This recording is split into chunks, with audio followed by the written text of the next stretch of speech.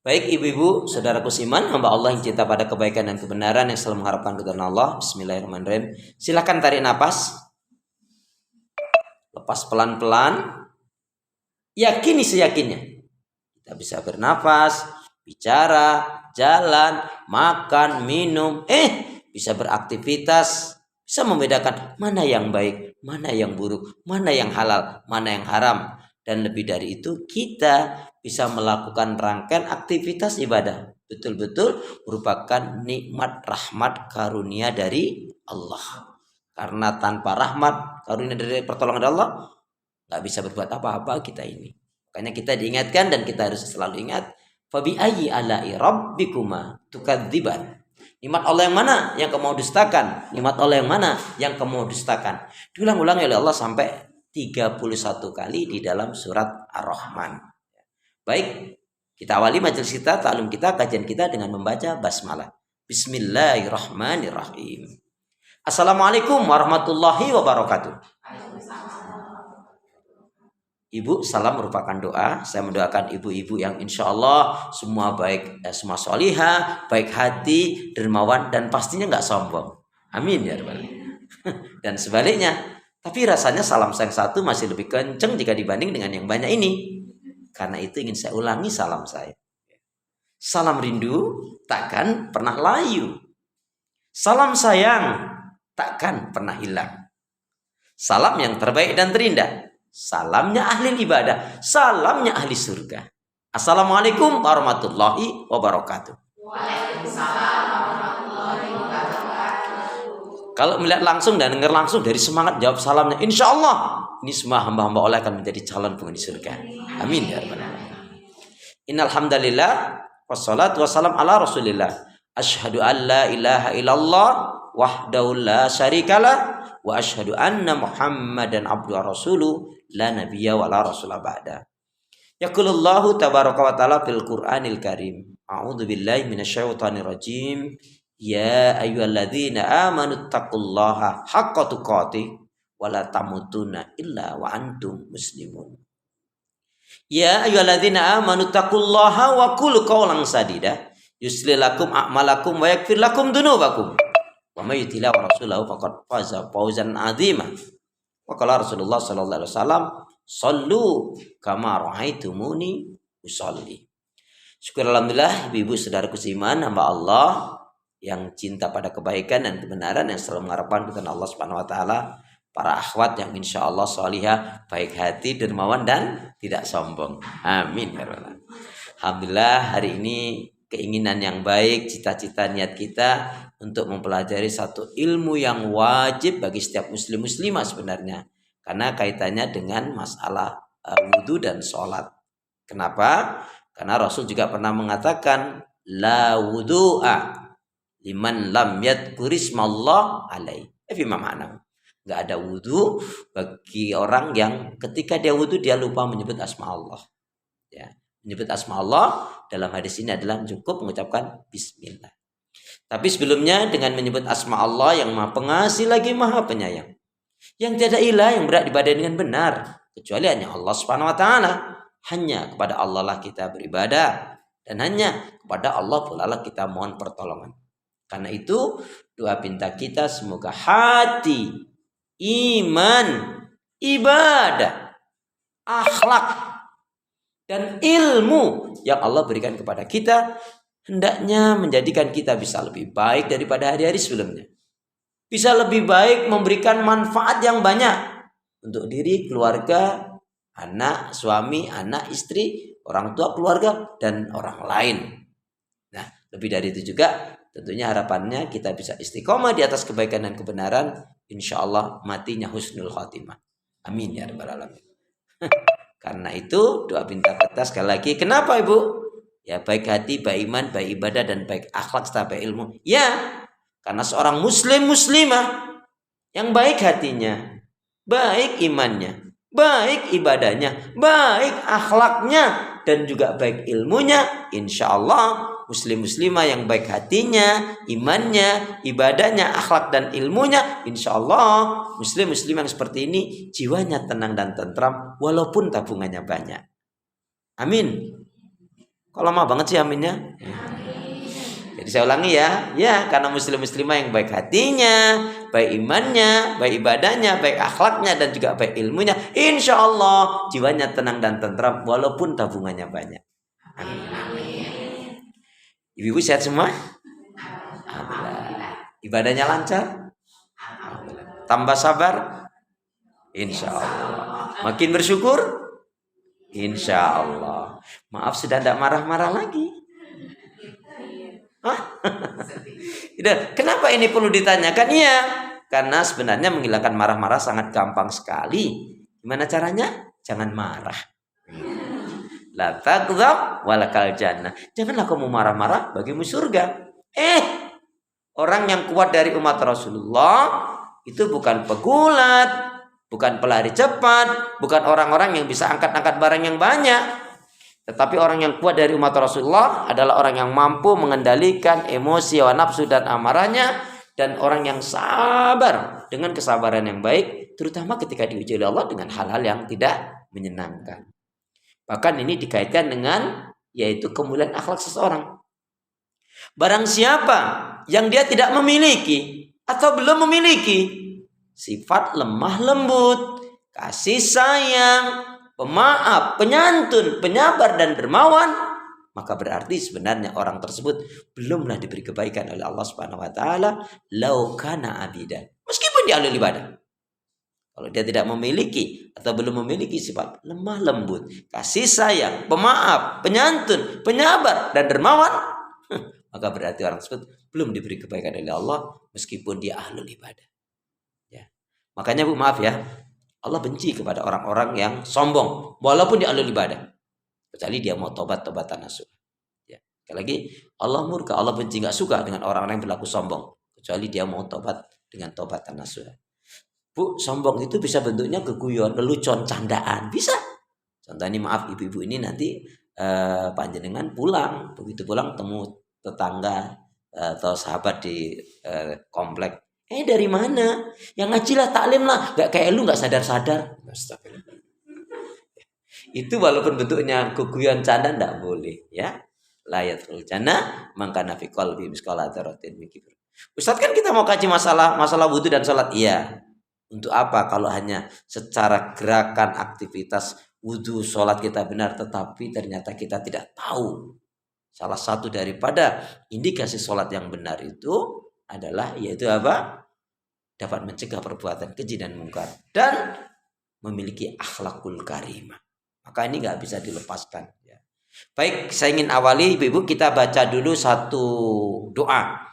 Mestinya doa ini adalah bagi kita sebagai hamba Allah, sebagai umatnya Rasulullah, hendaknya kita mestinya hafal dan menghafalkan hadis ini. Ya. Alhamdulillahirabbil alamin. Allahumma shalli ala Muhammad, Allahumma shalli ala Muhammad. Apa? Doa ini adalah permohonan Rasulullah mengajarkan kepada kita agar berlindung dari 4 hal. Ya. Maka setiap muslimah, lebih-lebih pencinta ilmu, penuntut ilmu, dia mestinya betul-betul hafal dan memahami doa ini. Boleh ikutin saya. Bismillahirrahmanirrahim. Allahumma inni a'udzu bika min ilmin la yanfa wa min qalbin la yahsha wa min nafsin la tasba. Allahumma inni a'udzubika min ilmin la yanfa wa min qalbin la yahsha wa min nafsin la tasba wa min da'watin la yustajabu laha. Ya Allah, aku berlindung kepadamu dari ilmu yang tidak bermanfaat, dari hati yang tidak khusyuk, dari jiwa yang tidak pernah puas, dan dari segala doa yang tidak dikabulkan. Amin ya rabbal alamin. Nah, alhamdulillahirrahmanirrahim. Allahumma shalli ala Muhammad. Ibu-ibu perhatikan, sebelum kita memasuki kaitannya dengan bab wudhu dan sholat menurut Rasulullah sesuai dengan sunnah Nabi. Kaitannya dengan ibadah. Ibadah itu punya landasan yang harus terpenuhi.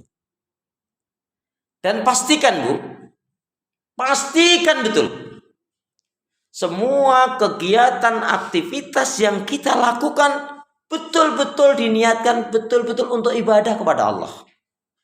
Karena kalau nggak capek, rugi, nggak ada apa-apanya, nggak ada nilainya. Maka pastikan niat kita adalah itu ibadah kepada Allah Subhanahu Wa Taala. Semuanya yang kita lakukan. Karena hidup dan kehidupan ini tidak ada arti dan nilainya kecuali betul-betul kita gunakan untuk ibadah kepada Allah. Makanya Allah menyatakan, wa ma khalaqtul jinna wal insa illa liya'budun. Tidaklah kuciptakan jin dan manusia melainkan untuk beribadah kepadaku. Itu Allah berfirman. Makanya pastikan semua yang kita lakukan untuk ibadah kepada Allah. Ibu bersih-bersih, didik anak, bimbing anak, ngasuh anak, nyenengin anak mertua, itu ibadah. Kalau betul-betul karena Allah. Ya. Tapi sebaliknya kalau sambil ngedumel, capek, udah ini dah itu, maaf, akhirnya apa Bu? Gak ada nilainya. Merusak hati lagi. Ayo cepat. Misalkan kan ada ya model ibu-ibu yang gitu ya, hampir tiap pagi dia nyanyinya masya Allah nyaring dan lenting gitu itu. Ayo cepat, mama capek ini, ayo. Masya Allah, lenting amat sih. Gitu. Yang itu sebenarnya tidak boleh diucapkan oleh seorang ibu yang solihah, seorang ibu yang baik hati.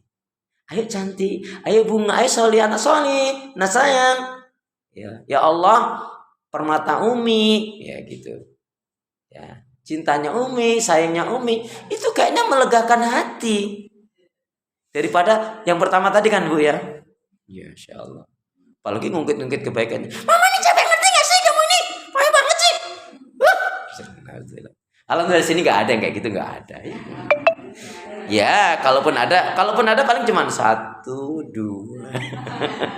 Tapi Insya Allah nggak ada, Insya Allah yakin ya. Nah baik, ibadah. Kemudian yang kedua, jangan pernah lupa dan melupakan apa? Minta kekuatan, berdoa, minta kekuatan rahmat pertolongan Allah. Karena pada hakikatnya tanpa rahmat, kekuatan pertolongan dari Allah, yakin kita nggak bisa berbuat apa-apa. Ya. Jadi ini harus kita syukuri betul ya. Nah kalau sudah seperti itu, sudah kita pasrah kepada Allah. Yang penting kita lakukan sesuai dengan ketentuan Allah Subhanahu Wa Taala. Ibadah itu apa toh Ustadz? Ibadah itu kan seluruh aktivitas yang dilakukan oleh seorang hamba. Ucapankah, perbuatankah, ya, hatinya kah, perilakunya kah, apa saja yang dilakukan yang itu ditujukan untuk mengharapkan ridha, ikhlas cinta kepada Allah atau mengharapkan ridha Allah. Dan tentunya harus sesuai dengan sunnah Nabi, sunnah Rasul. Baru itu bernilaikan ibadah. Nah, ibadah yang akan kita lakukan akan sempurna kalau terpenuhi ketentuan-ketentuan ini. Ya, baik apa Ibu? Yang pertama boleh ditulis, boleh dicatat, boleh diingat-ingat karena nanti semester keluar nih ya. Emang iya Ustaz baru ketemu mau ada semesteran nanti? Insya Allah. Jadi ibadah kita itu akan baik, akan sempurna, bernilai betul dari sisi Allah. Pastikan yang pertama kita landasi dengan ilmu. Ya, dengan ilmu. Allah Subhanahu Wa Taala berfirman, A'udzubillahi minasyaitonirrajim, wala takfu ma laisa laka bihi ilm. Inna sam'a wal basara wal fuada kullu ulaika kana anhu mas'ula. Janganlah kalian melakukan amalan ibadah yang tidak kalian ketahui ilmunya. Karena sesungguhnya pendengaran, penglihatan, dan hati itu semua akan dimintai pertanggungjawaban oleh Allah. Ya. Jadi harus pakai ilmu. Kalau udah bicara dalil Bu, bukan pendapat. Kalau dalil itu harus ada ayatnya dan juga ada hadisnya ya. Jadi kaitannya dengan ilmu harus landasannya Al-Quran dan Sunnah. Kemudian yang kedua, tadi surat tentang ilmu tadi surat 17 ayat 36 apa? Kata kuncinya ilmu itu Bu, ilmu yang benar menjadikan kita selamat menghantarkan ya. Ilmu yang benar menjadikan kita selamat menghantarkan ke surga. Amin gitu dong. lama banget harus diapa-apain dulu. Ilmu yang salah menjadikan kita sesat, menyebabkan neraka. Nauzubillah min dzalik.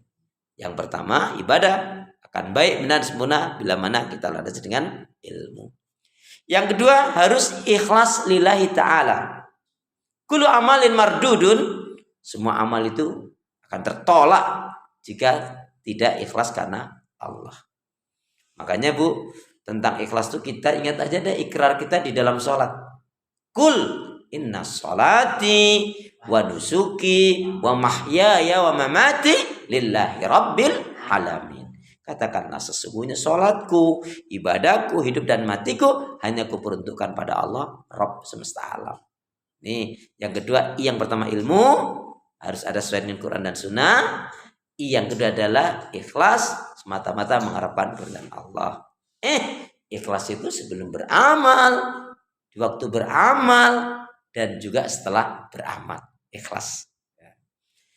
Kemudian yang ketiga. Ilmu sudah, ikhlas sudah, maka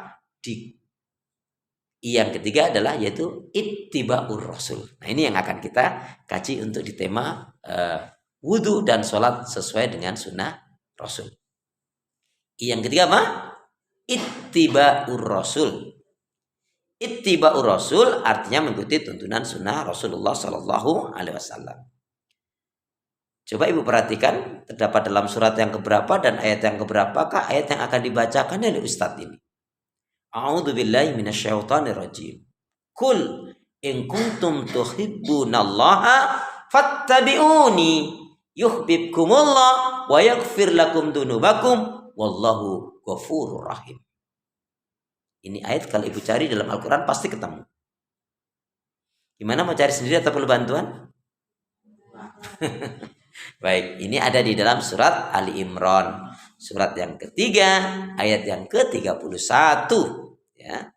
Katakanlah ya Muhammad pada umatmu, jikalau kalian benar-benar mencintai Allah, ikuti aku, yaitu ikuti Rasul. Ya, ittiba'ur rasul artinya mengikuti tuntunan sunnah Rasul. Ibu perhatikan, ini bukan ngikutin ustadz, bukan ikutin guru, kiai, ulama, bukan mengecilkan mereka, tapi begitulah dalam beribadah, ya, agar ibadah kita, ya wudu kita, ya sholat kita, ya saum kita, doa zikir kita, dan semua ibadah yang kita lakukan betul-betul harus mengikuti tuntunan Rasul. Apa? Masya Allah, dua jaminan, dua garansi yang Allah berikan kepada kita, kepada siapa saja yang ibadahnya bila sesuai dengan sunnah Rasul. Nah, tadi Ali Imran tadi, katakanlah ya Muhammad pada umatmu, jikalau kalian benar-benar mencintai Allah, ikuti aku, yaitu ikuti Rasul. Apa jaminannya? Yang pertama, kalau betul-betul semua rangkaian ibadah yang kita lakukan mencontoh Rasul, mengikuti Rasul apa? Yang pertama, yuhibbukumullah. Artinya Allah akan cintai kita. Amin. Yang pertama dicintai oleh Allah. Yang kedua apa? Wa yaghfir lakum dunubakum. Allah pun akan ampuni kesalahan dan dosa yang kita lakukan. Jadi, ya, dosa yang kita lakukan akan diampuni oleh Allah.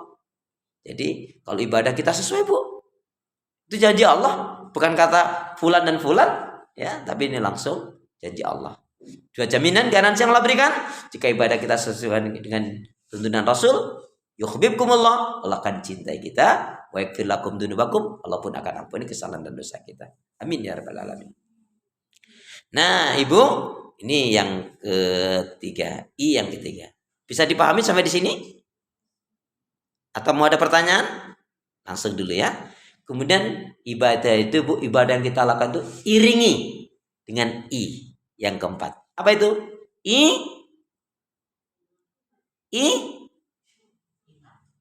Masya Allah, jawabannya cukup baik, tapi bukan itu yang dimaksud. Ya. Iman itu kan dari diri kita di awal, ya. Jadi istighfar. Ya, nggak usah pakai olah, Bu, nanti panjang banget. Ya, jadi istighfar. Kita lihat, kan ingat, Bu, fasabbi bihamdi rabbika wastaghfir. Kita juga habis sholat ya, habis sholat kan astagfirullah, astagfirullah. Padahal kita habis melakukan kebaikan kan, habis sujud, habis sholat kan kita jelas melakukan kebaikan. Tetapi kenapa? Rasul sendiri pun ya tidak kurang satu hari ya 70 bahkan sampai 100 kali, bahkan tentunya lebih, yaitu beristighfar ya. Makanya fasabbi bihamdi rabbika wastaghfir. Kamu senang, kamu suka, apalagi kamu ingat salah dosa, istighfar kita kepada Allah Subhanahu wa taala. Kenapa kita istighfar? Khawatirnya ibadah yang kita lakukan nggak benar, nggak ikhlas, dolim, kesombongan ada, nyakitin yang lainnya. Maka itulah gunanya kita beristighfar untuk menghapuskan kesalahan dosa kita, baik yang kita sadari ataupun yang tidak kita sadari, yang kita sengaja ataupun tidak kita sengaja. Nah. Kemudian Bu, ilmunya sudah, ikhlas iya, ya, ittiba'ur rasul, ngikutin rasul iya, dan jangan pernah kita mau melakukan ibadah yang tidak ada tuntunan Rasul. Kenapa? Rasul menyatakan, man amila amalan laisa alaihi amruna fahuwa raddun. Karena saya melakukan amalan ibadah tidak ada tuntunan dariku dari Rasul, maka amalan tersebut akan tertolak. Makanya, Ibu, ukuran ibadah, ya akhirnya datang juga, Bu. Ukuran ibadah itu ukurannya bukan karena kemudian meriah banyaknya, tapi benernya. Ya. Ibu masak banyak, tapi nggak kemakan. Nah, mubahadir. Bu, inilah menjadi kuncinya. Yaitu setelah apa? Nah, setelah ilmunya iya, ikhlasnya iya, mengikuti Rasul iya, kemudian istighfarnya ya, dikunci dengan I yang kelima ini. I yang kelima adalah istiqomah. Ya. Jadi baiknya kita bukan hanya di Ramadan aja, baiknya bukan tanggal tertentu saja, bulan tertentu saja, baik terus. Ya. Jadi istiqomah. Rasulullah Shallallahu Alaihi Wasallam pernah ditanya, ya Rasulullah ausani. Ada sahabat yang bertanya, ya Rasulullah ausani, ya Rasul, berikanlah nasihat kepada aku Rasul.